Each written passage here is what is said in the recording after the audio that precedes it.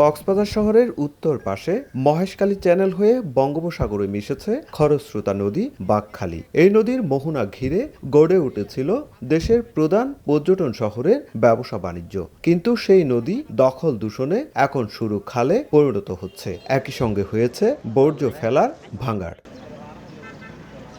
BIWTA বলছে, প্রভাবশালীরা নদীর তীরের প্যারাবন কেটে ও চর ভরাট করে একের পর এক পাকা স্থাপনা গড়ে তুলছে, যেখানে অবৈধ দখলদার রয়েছে ৩০০-রও বেশি। অবৈধ স্থাপনা কতটুক নদী আপনার অকুপাই করছে, সেই নদীটাকে আবার নদীর জায়গায় ফিরিয়ে দেওয়াটাই হলো আপনার সফলতা।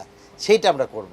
বৃহস্পতিবার সকালে বাঁকখালী নদী সরজমিনে পরিদর্শনে আসেন নৌ পরিবহন উপদেষ্টা এবং বন ও পরিবেশ উপদেষ্টা। প্রথমে কস্তুরাঘাট পৌঁছে দুই উপদেষ্টা বাঁকখালী নদীর সীমানা সংলগ্ন মানচিত্র দেখেন। এরপর প্যারাবন নিধন করে তৈরি করা অবৈধ বসতবাড়ি, দোকানপাট, আবাসনের জন্য নির্মিত প্লট দেখেন দুই উপদেষ্টা। সেখান থেকে যান নদীর পেশকারপাড়া অংশে।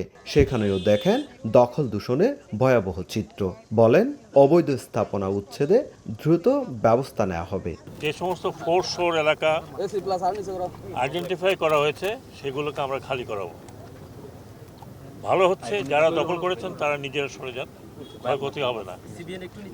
যাদের স্টে অর্ডার আছে তারা আইডেন্টিফাই করবে কোথায় স্টে অর্ডার আছে। ডিসি সাহেব বলেছি কোথায় কোথায় স্টে অর্ডার আছে, ওটা ছাড়া বাকিগুলো আমরা দখলমুক্ত করব। কক্সবাজার থেকেই আমরা আনুমানিক 12,000 একর বনভূমি সরকারের সিদ্ধান্ত হয়েছে তথাকথিত উন্নয়ন প্রকল্প থেকে বা ব্যক্তির সাথে ব্যবহার থেকে বন বিভাগকে দিয়ে দেওয়া হবে। এই প্রক্রিয়াটা চূড়ান্ত করা। উচ্চ আদালতের নির্দেশে 2023 সালের 28 ফেব্রুয়ারি ও 1 মার্চ অভিযান চালিয়ে কস্তুরা ঘাটের 4 শতাধিক অবৈধ স্থাপনা উচ্ছেদ করে জেলা প্রশাসন।